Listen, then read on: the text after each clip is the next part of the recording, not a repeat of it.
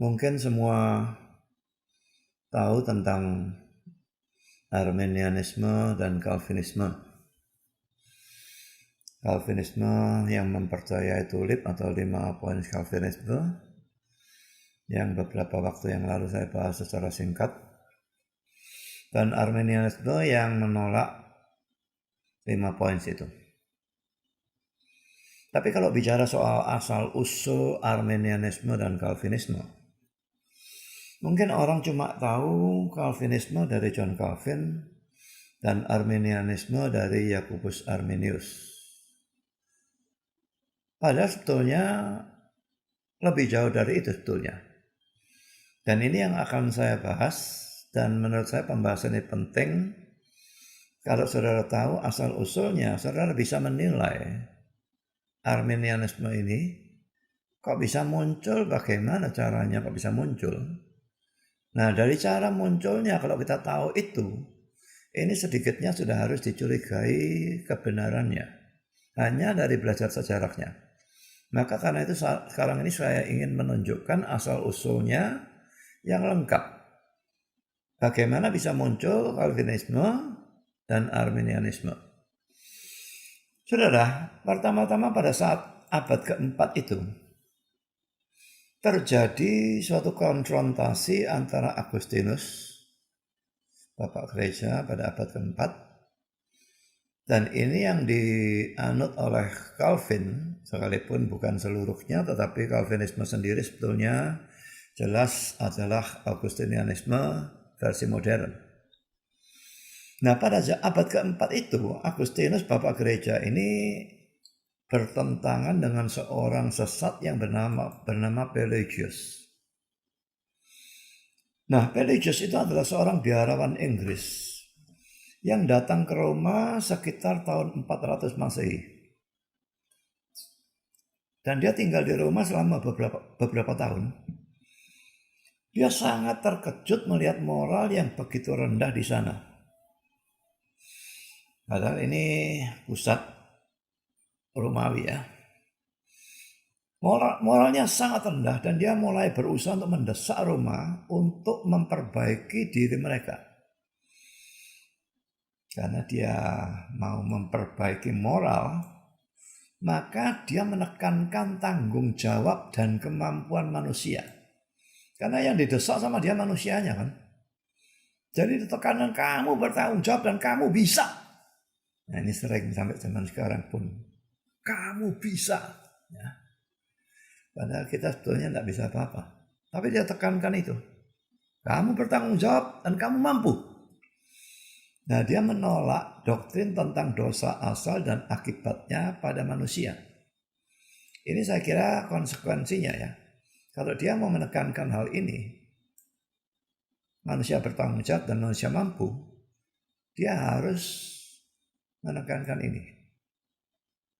Karena kalau dosa asal itu ada, manusia lahir dalam dosa, langsung punya kecondongan kepada dosa dan sebagainya.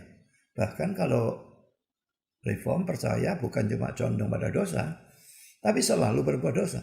Tidak bisa berbuat baik sama sekali. Ya, jadi dosa asal akhirnya dia tentang. Tidak ada dosa asal. Ya, dia berpendapat bahwa semua manusia ada dalam kondisi seperti Adam sebelum jatuh. Yang mempunyai kebebasan untuk berbuat dosa atau tidak berbuat dosa. Semua manusia. Ia percaya juga bahwa Allah tidak memilih. Jadi predestinasinya Calvin ataupun Agustinus, dia tentu tidak mau menerima. Kalau diterima itu, maka kecenderungan orang, loh aku sudah tidak punya tanggung jawab. Padahal sebetulnya tidak ya. Tapi kecenderungan orang banyak seperti itu. Jadi dia menolak predestinasi. Dan dia mengatakan kuasa memilih itu ada dalam diri manusia. Aku yang milih. Aku bisa mau, aku bisa tidak mau. Mirip ajaran mana? Tentu saja mirip ajaran Arminian. Ya, jadi ini ada asal-usulnya dari orang sesat ini yang namanya Pelagius ini. Lalu saudara, Allah mengirimkan Yesus, ini ajaran dia ya, untuk menunjukkan jalan. Memang diakui itu. Allah mengirimkan Yesus untuk menunjukkan jalan. Dan semua manusia diberi Allah kekuatan. Sehingga mempunyai kekuatan untuk mengikuti. Bisa milih ya, bisa milih enggak. Laki-laki mirip ajaran siapa? Mirip ajaran Armenian. Tapi ini sama sekali belum apa-apa. Nah, mari kita teruskan. Religius, memenangkan jiwa dalam tanda petik. Ya, sebetulnya mesti dibaca menyesatkan. Ya. Tapi pokoknya orang ini yang tadinya tidak ikut pandangan dia, sekarang tidak tahu diajak debat atau diinjili bagaimana, akhirnya ikut pandangan dia. Dan orang ini bernama Caelestius. Yang pada tahun 412 Masehi dikecam sebagai bidat dan dikucilkan oleh senat setempat. Sinode barangkali ya, saya tidak tahu terjemahannya persisnya apa. Karena orang ini, Caelestius ini, punya pandangan sesat yang menyatakan bahwa pertama, Adam akan mati sekalipun tidak berdosa. Ini lucu sekali saudara ya. Allah itu kan mengatakan pohon yang di tengah-tengah taman itu jangan kamu makan buahnya. Pada hari kamu memakannya, kamu akan mati. Jadi firman Tuhan secara jelas mengatakan Adam itu hanya mati kalau dia memakan. Kalau dia melawan firman Tuhan. Kalau dia berdosa. Orang ini secara terang-terangan frontal menentang firman Tuhan. Dia berkata Adam akan mati sekalipun tidak berdosa. Loh, kalau tidak berdosa pun mati ya dosa saja lah. Dosa mati, tidak dosa mati, mau jadi apa nih? Tapi inilah ajaran dia. Kedua saudara, nah ini sama seperti gurunya, Religius ya. Dia menganggap dosa Adam hanya berakibat negatif pada dirinya sendiri. Dan tidak pada seluruh umat manusia. Jadi laki-laki tidak percaya dosa asal kan ya. Seluruh umat manusia tidak terkena dampak kok. Nah tapi anehnya saudara, dosa Adam berakibat negatif pada dirinya sendiri. Katanya dia dosa tidak dosa tetap mati. Lalu akibat negatifnya apa? Saya tidak tahu. Ya saya tidak mempelajari ajaran orang ini secara mendetail, tidak perlu saya pikir. Tapi pokoknya dari sini kelihatan aneh gitu ya. Lalu poin ketiga, bayi yang baru lahir ada dalam keadaan seperti Adam sebelum jatuh dalam dosa. Jadi ini sama sekali pandangan dari gurunya, Religius. Bayi tidak ada dosa asal. Bayi lahir itu suci. Seperti keadaan Adam sebelum jatuh ke dalam dosa. Sekarang poin keempat.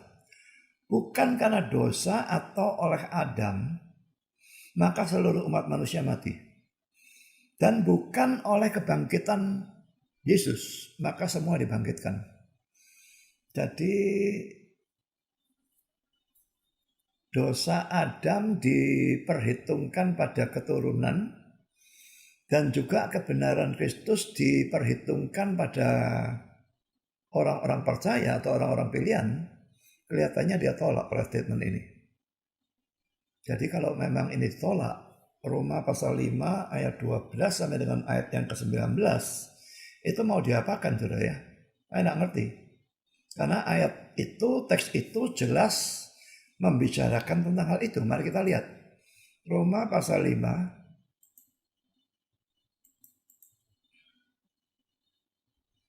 Nah, sini ya. Terus sampai ayat 19 ya. Sebab itu sama seperti dosa telah masuk ke dalam dunia oleh satu orang. Ini jelas Adam. Dan oleh dosa itu maut. Demikianlah maut itu telah menjalar kepada semua orang. Karena semua orang telah berbuat dosa. Sebab sebelum hukum Taurat ada, telah ada dosa di dunia. Tetapi dosa itu tidak diperhitungkan kalau tidak ada hukum Taurat. Sungguh pun demikian maut telah berkuasa dari zaman Adam sampai kepada zaman Musa. Juga atas mereka yang tidak berbuat dosa dengan cara yang sama. Seperti yang telah dibuat oleh Adam. Yang adalah gambaran dia yang akan datang. Tetapi karunia Allah tidaklah sama dengan pelanggaran Adam. Sebab, perhatikan ini. Jika karena pelanggaran satu orang semua orang telah jatuh dalam kuasa maut, jauh lebih besar lagi kasih karunia Allah dan karunia-Nya yang dilimpahkannya atas semua orang karena satu orang yaitu Yesus Kristus. Ini ditabrak oleh omongan tadi ya. Saya lanjutkan. Dan kasih karunia tidak berimbangan dengan dosa satu orang. Sebab penghakiman atas satu pelanggaran itu telah mengakibatkan penghukuman.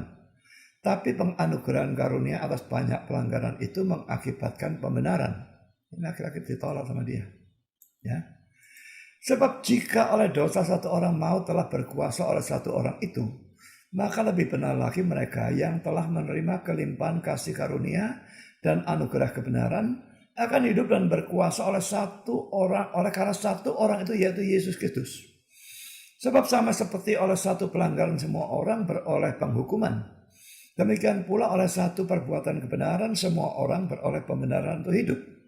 Jadi sama seperti oleh ketidaktaatan satu orang semua orang telah menjadi orang berdosa, demikian pula oleh ketaatan satu orang semua orang menjadi orang benar.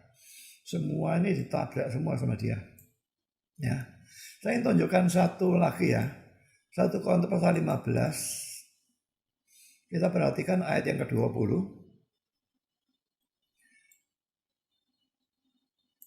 Tetapi yang benar ialah bahwa Kristus telah dibangkitkan dari antara orang mati sebagai yang sulung dari orang-orang yang telah meninggal. Sebab sama seperti maut datang karena satu orang manusia, ini Adam. Demikian pula kebangkitan orang mati datang karena satu orang manusia, ini jelas Yesus. Ini ditabrak sama dia. Karena sama seperti semua orang mati dalam Adam, kata-kata persekutuan dengan ini tidak ada betulnya ya.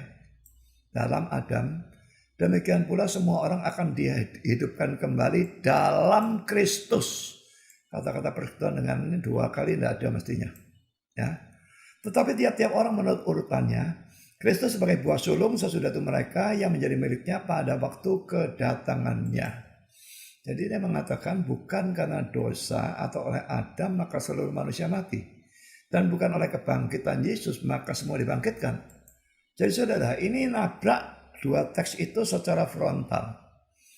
Memang tidak usah heran kalau di sini pun dia berani nabrak firman Tuhan frontal. Mengapa di sini tidak berani?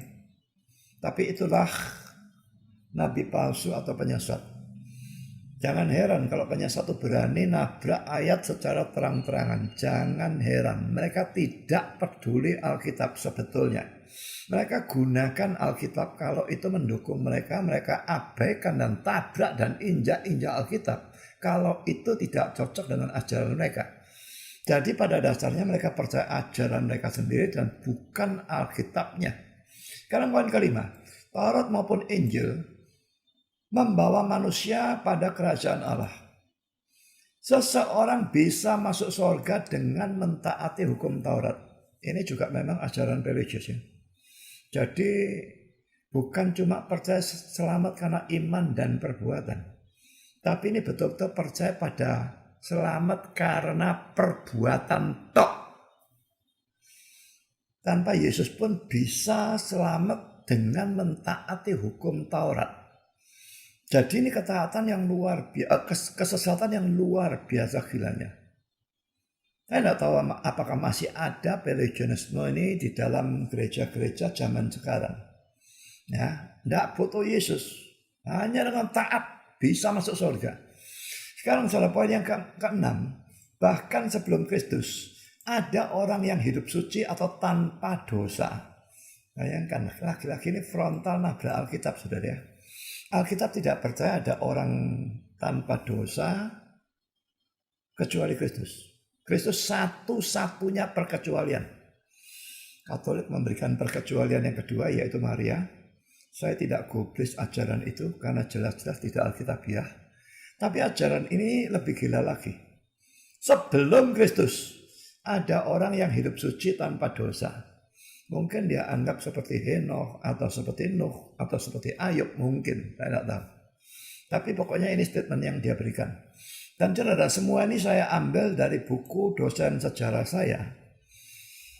Ini namanya Dr. Albert Freund Jr.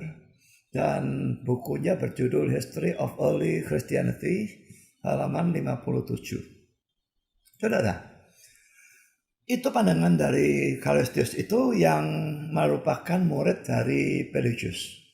Dan jelas banyak pandangan yang sama. Nah, ini 6 ini jelas bertentangan dengan pandangan Agustinus. Yang berpendapat bahwa pertama, Perhatikan pandangan Agustinus nanti mirip yang mana, jelas mirip Calvin ya. Pertama, pada waktu Adam yang suci itu jatuh ke dalam dosa, semua manusia yang diturunkannya dengan cara biasa. Kalau Kristus itu kan bukan cara biasa ya. Karena Maria mengandung dari Roh Kudus, bukan dari hubungan seks dengan Yusuf. Nah, tapi semua manusia yang diturunkan oleh Adam dengan cara biasa jatuh ke dalam dosa dengan dia. Jadi ini percaya dosa asal. Dan itu semua, ini saya kira bukan ajaran cuma Agustinus, dari Agustinus dan Calvin atau Calvinisme atau Reform. Tapi semua Kristen yang Injil dan Alkitabiah harus percaya ini. Yang tidak percaya dosa asal, saya anggap itu bukan Kristen. Saya anggap itu sesat, itu bidat. Sekarang poin kedua. Karena kejatuhan Adam dan adanya dosa asal itu, sekarang manusia mati secara rohani, terpisah dari Allah dan layak untuk dihukum. Yang ketiga, tetapi Allah menetapkan sebagian untuk diselamatkan dan sisanya untuk dibinasakan. Jadi saudara, Agustinus ini sama seperti Calvin, karena memang Calvin dapat dari dia dalam hal ini, percaya double predestination, predestinasi ganda, election dan reprobation, penetapan selamat dan penetapan binasa. Jadi yang percaya tanggung-tanggung itu cuma single predestination, itu tidak cocok baik dengan Agustinus maupun Calvin. Dan itu pandangan yang menurut saya sama sekali tidak masuk akal, tidak logis. Karena setelah mati itu hanya ada surga dan neraka. Jadi kalau cuma sebagian ditentukan untuk selamat, tidak bisa tidak, sebagian yang tersisa itu ditentukan untuk binasa. Ini logika. Yang percaya single predestination itu tidak punya logika. Tidak punya otak kalau mau kasar. Karena yang keempat saudara, pandangan dari Agustinus ini, jumlah orang pilihan ini sudah ditetapkan dan tidak bisa berubah. Dan pasti terjadi saudara, tidak bisa tidak. Karena poin kelima nyusul ya. Tapi pokoknya jumlah orang pilihan itu ditetapkan. Dan Allah itu bukan Allah yang ubah-ubah penetapan, ubah-ubah rencana, sebentar rencana A, sebentar plan B dan sebagainya, tidak. Kali dia tetapkan, dia tetap pegang itu dan tetap laksanakan. Sekarang poin 5. Orang pilihan diselamatkan oleh kasih karunia yang tidak bisa ditolak. Ini kan irresistible grace, poin keempat dari tulip kan. Dan ini jelas pandangan dari Calvin maupun orang-orang Reform. Lalu, dan mereka akan bertekun terus, ya, akan terus bertekun sampai akhir. Ini lagi-lagi kepercayaan dari Calvin maupun orang-orang Reform. Poin P, perseverance of the saints, ketekunan orang-orang kudus. Keselamatan tidak bisa hilang. Once saved, always saved. Sekali diselamatkan, terus diselamatkan. Ya, itu kepercayaan kita. Dan itu kepercayaan Calvin. Itu kepercayaan dari Agustinus. Jadi saudara, kalau ada orang-orang yang mengatakan Calvin itu apa? Calvinisme itu doktrin abad ke-16 kok mau diakui, itu mau jadi apa? Pilih gereja purba lah. Itu omongan dari orang-orang yang tukang membual dari gereja ortodoks. Dan seringkali juga dari gereja Katolik semacam demikian juga. Ya, Paus itu punya rentetannya terus sampai kepada Petrus. Petrus sendiri tidak pernah ngaku jadi Paus kok. Petrusnya kawin punya ibu mertua. Nah, Paus sekarang tidak boleh kawin. Tapi dia akui Paus pertama sebagai Petrus. Ini omong kosong dari mana? Jadi saudara, tidak benar kalau ajaran Calvinisme itu baru dimulai pada abad yang ke-16 oleh John Calvin. Karena Calvin mendapatkan dari Agustinus pada abad yang ke-4. Dan sangat mungkin sebelum Agustinus sudah ada, cuma Agustinus yang paling menekankan atau mengumpulkan, mungkin secara terpecah-pecah sudah ada di dalam banyak orang. Ya, tapi dikumpulkan Agustinus dan lebih lagi nanti oleh Calvin. Tapi jelas bahwa abad keempat ini sudah ada pandangan-pandangan ini. Ya. Jadi kalau diserang bahwa ini ajaran abad ke-16, itu omong kosong dari orang yang tidak tahu sejarah, tidak ngerti asal-usulnya Calvinisme. Lalu saya lanjutkan, saudara. Tadi muncul Caelestus dengan pandangan-pandangan sesatnya, lalu dibandingkan dengan pandangannya Agustinus ya. Lalu saudara, suatu sinod di Yerusalem, kepada siapa persoalan ini disampaikan, ternyata tidak berbuat apa-apa, kecuali menyerahkan persoalan ini ke Roma. Dan konyolnya pada tahun 415 Masehi, suatu senat di Diospolis atau Lida di Palestina membebaskan Pelagius dari tuduhan. Dianggap tidak apa-apa, dianggap tidak sesat. Jadi saudara, sidang gereja itu bisa ngawur, tidak karu-karuan. Ini bahayanya kalau orang-orang yang duduk dalam majelis, sinode dan sebagainya ternyata adalah orang-orang yang bobrok. Nah, tapi saudara, puji Tuhan ada lanjutannya. Tapi pada tahun 416, senat-senat di Carthage dan Roma mengambil tindakan sebaliknya. Dan Bishop Roma mendukung mereka. Bishop Roma yang baru, Bishop Roma itu belakangan disebut Paus ya. Tapi ini baru abad ke-5 dan Paus itu saya kira sebutan itu baru muncul sekitar tahun 600. Ya, jadi masih disebut Bishop Roma yang baru, yaitu Zosimus. Nah, bayangkan ya, dia Bishop Roma yang baru, Zosimus. Mula-mula dia berpihak pada yang sesat, yaitu Pelagius dan Caelestus. Tapi setelah pada tahun 418 Kaisar Honorius mengucilkan kedua orang itu, dan juga setelah mendapat desakan dari Agustinus, maka dia juga ikut mengecam mereka. Jadi Bishop Roma ini orang yang plan-plan ya. Dan juga bukan plan-plan saja, tapi dia sesat, cuma takut pada Kaisar, juga mungkin takut kepada Agustinus. Jadi pada waktu mula-mulanya dia berpihak pada dua orang sesat ini, tapi tahun 418 Kaisar Romawi itu mengucilkan kedua orang ini, lalu dia juga didesak oleh Agustinus, dia berbalik. Dia lalu menentang kedua orang sesat ini, mengecam mereka. Ini bishop yang konyol, yang ikut orang tidak punya pendirian, angin ke kiri, pergi ke kiri, angin ke kanan, pergi ke kanan, dan sebagainya. Saya lanjutkan. Pandangan Pelagius ini dikecam oleh Council of Carthage pada tahun 418 Masehi. Tapi muridnya Pelagius yaitu Caelestus itu lalu pergi ke timur. Dan dia mendapatkan dukungan dari Nestorius. Ini lagi-lagi adalah orang sesat, bishop dari Konstantinopel, seorang pengajar sesat dalam kristologi yang mengajarkan Nestorianisme, yang mengatakan atau mempercayai bahwa Yesus Kristus mempunyai dua pribadi.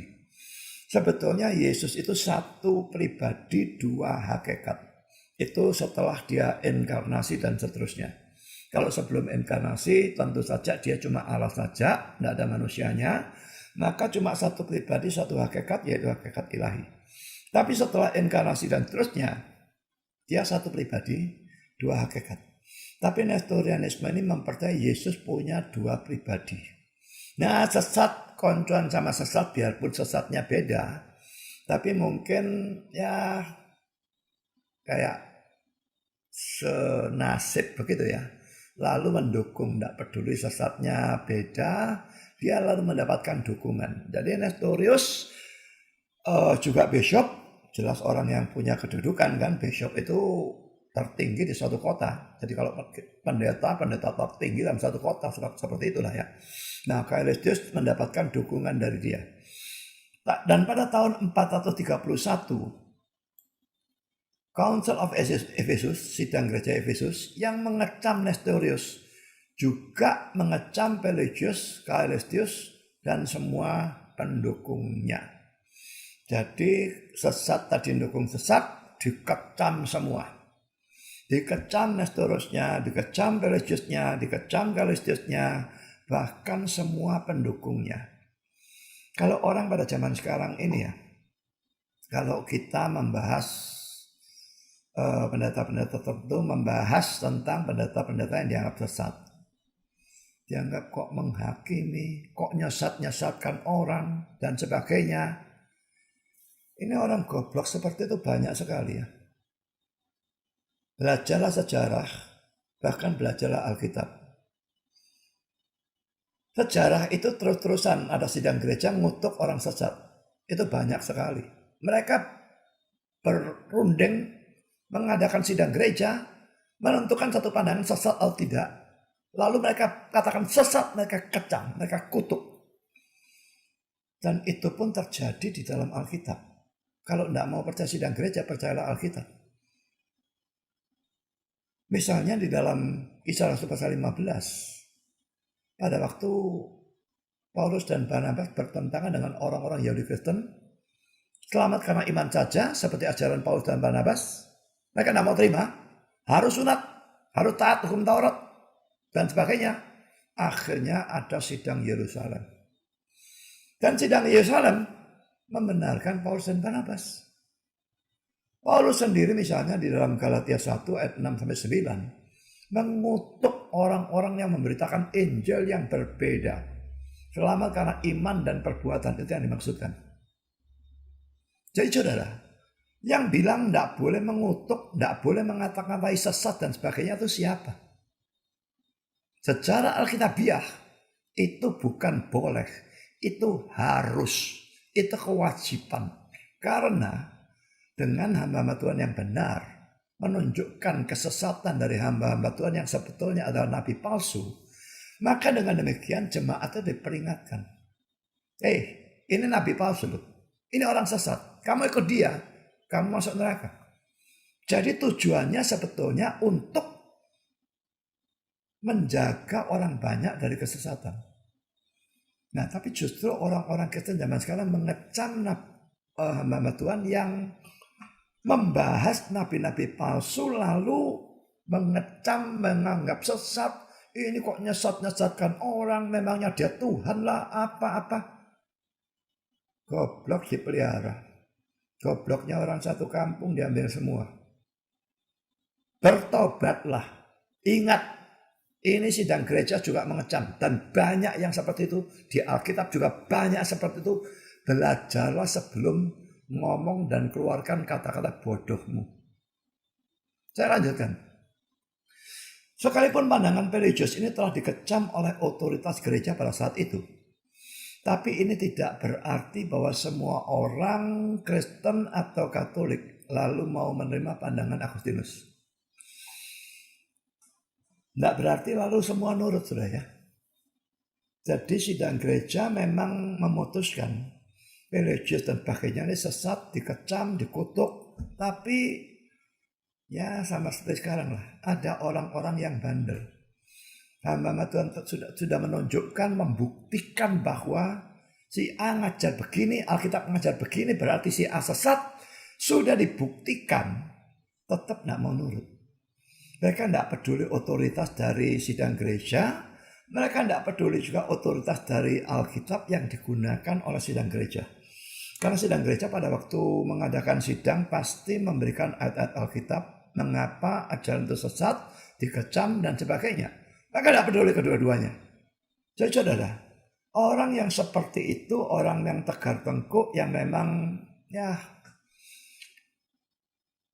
berlaku sebetulnya untuk orang-orang itu nasihat dari Paulus. Seorang bidat yang sudah 1-2 kali engkau nasihati, hendaklah engkau jauhi. Kalau saya lihat orang seperti itu di Facebook, saya blokir. Itu cara saya menjauhi. Orang kecam saya karena saya tukang blokir, saya tidak peduli.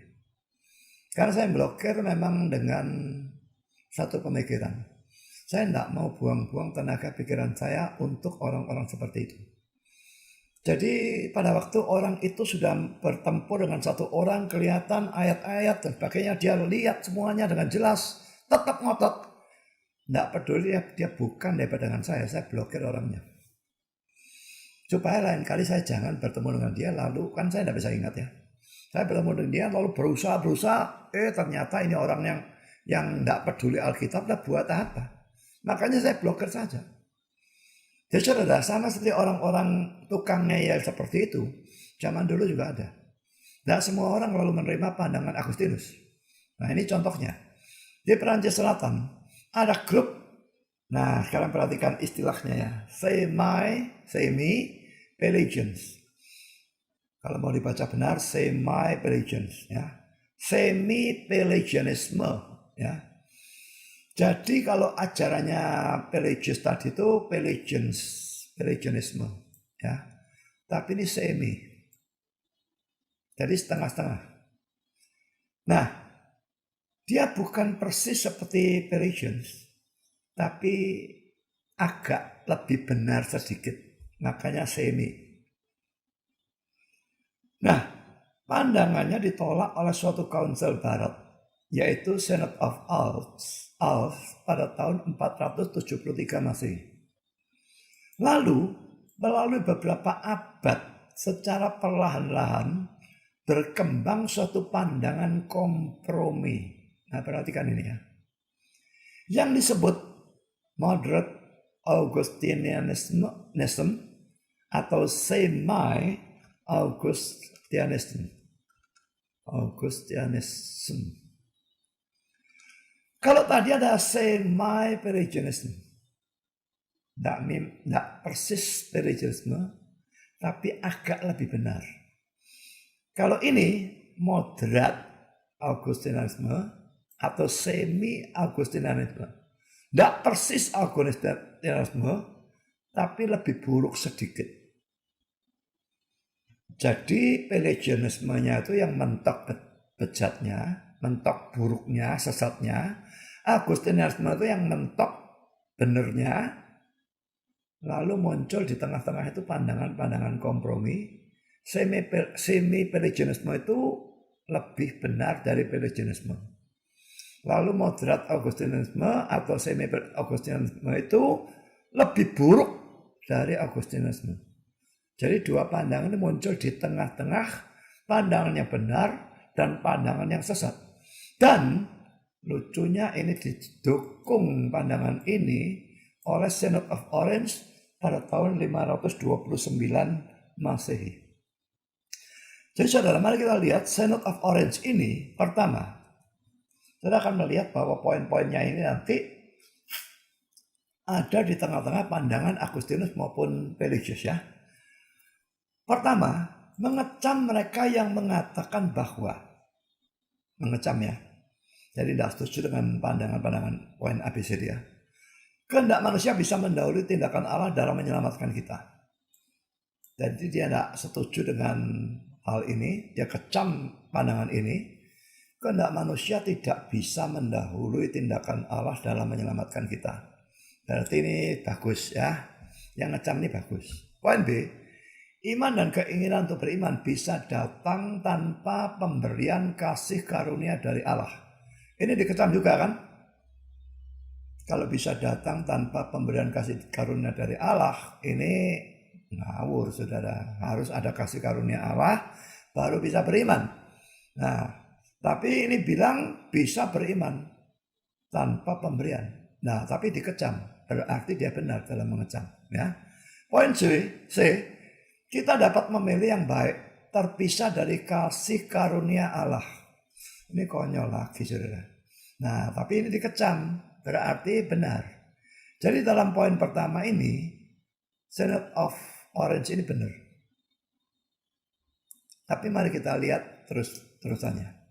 Poin kedua, Synod of Orange itu tidak berbicara apa-apa tentang irresistible grace. Kasih karunia yang tidak bisa ditolak. Dia percaya ada kasih karunia Allah, tapi dia tidak bicarakan bisa ditolak atau tidak bisa ditolak. Kalau dia bicara tidak bisa ditolak, maka dia sesuai dengan Agustinus. Tapi dia tidak berbicara apa-apa. Dia mengatakan bisa ditolak tidak bisa ditolak juga tidak ngomong apa-apa. Berarti ini sudah tidak sama dengan Agustinus kan. Lebih buruk sedikit dari Agustinus sudah kan. Ya, jadi ini sudah pandangan komprominya. Sekarang poin yang ketiga, mengecam ajaran yang berkata bahwa sebagian manusia ditetapkan untuk binasa. Nah ini lebih parah lagi sekarang. Sebagian manusia ditetapkan untuk binasa kan pandangan Agustinus. Sebagian dipilih, sebagian lain ditetapkan binasa. Itu dikecam. Jadi di sini dia anti Agustinus. Sekarang poin keempat, sangat menekankan pentingnya baptisan. Nah ini perlu diketahui ya. Perlu diketahui bahwa Agustinus pun mempunyai pandangan yang salah tentang sakramen ini, baptisan. Karena dia mengajarkan bahwa baptisan bayi membuang dosa asal. Poin B, baptisan dan perjamuan kudus penting, necessary untuk keselamatan. Ini saya ambil dari buku sejarah yang ditulis oleh Kenneth Scott Latourette, A History of Christianity, Revised Edition, volume 1, halaman 179. Ya saudara, sebetulnya Agustinus pandangannya dalam hal ini sesat ya. Karena keselamatannya campur dengan perbuatan baik, bukan iman saja. Ya, jadi ini suatu blunder dari Agustinus. Tapi saudara, Synod of Orange ini menekankan baptisan lebih lagi daripada yang Agustinus tekankan. Synod of Orange itu berkata demikian. Saya langsung bacakan terjemahannya ya. Kami juga percaya ini sesuai dengan iman Katolik. Katolik itu universal atau am. Bahwa kasih karunia telah diterima dalam baptisan. Perhatikan ya. Jadi dibaptis itu berarti menerima kasih karunia. Semua yang telah dibaptis bisa dan seharusnya oleh pertolongan dan bantuan Kristus melakukan hal-hal yang termasuk dalam keselamatan jiwa jika mereka bekerja dengan setia. Ini gawat saudara. Ya. Ajaran konyol ini ya. Semua yang telah dibaptis bisa dan seharusnya oleh pertolongan, memang masih tetap butuh pertolongan dan bantuan Kristus. Melakukan hal-hal yang termasuk dalam keselamatan jiwa jika mereka bekerja dengan setia. Jadi tetap kerjasama antara Kristus dan orang itu. Jadi saudara, mereka beranggapan bahwa bukan hanya orang pilihan, tetapi semua orang bisa mendapatkan kasih karunia Allah melalui baptisan. Nah ini kacau balau saudara. Kalau Agustinus tadi kan orang pilihan tuh jumlahnya tetap tidak bisa berubah dan pasti itu saja yang selamat. Ini sudah tidak cocok jelas. Bukan orang pilihan, tapi kalau dibaptis ya bisa mendapatkan kasih karunia dan sebagainya lalu bisa diselamatkan. Dr. Freund mengomentar, Dr. Freund tadi dosen saya tadi ya yang buku sejarahnya saya pakai, mengomentari hal ini dengan berkata, ini membuka jalan pada doktrin keselamatan karena perbuatan baik atau ketaatan. Dan ke arah inilah Katolik pada abad pertengahan bergerak. Jadi saudara, Synod of Orange ini sebetulnya searah ya dengan Katolik. Katolik memang percaya iman itu harus ada, bukan perbuatan baik tok. Tapi iman tok tidak cukup. Perbuatan baik memang menjadi penyebab juga atau memang punya andil juga dalam keselamatan. Jadi keselamatan itu terjadi karena iman plus perbuatan baik, dua-dua punya andil. Kalau kita perbuatan baiknya itu cuma perwujudan atau hasil dari iman atau keselamatan, tetapi bukan yang menyebabkan keselamatan. Tapi kalau Katolik, iman dan perbuatan baik itu yang menyebabkan keselamatan. Dan asal usulnya ada di sini. Ini yang diputuskan oleh Synod of Orange ini membuka jalan ke arah sana. Dan ke arah itulah Katolik pada abad pertengahan bergerak.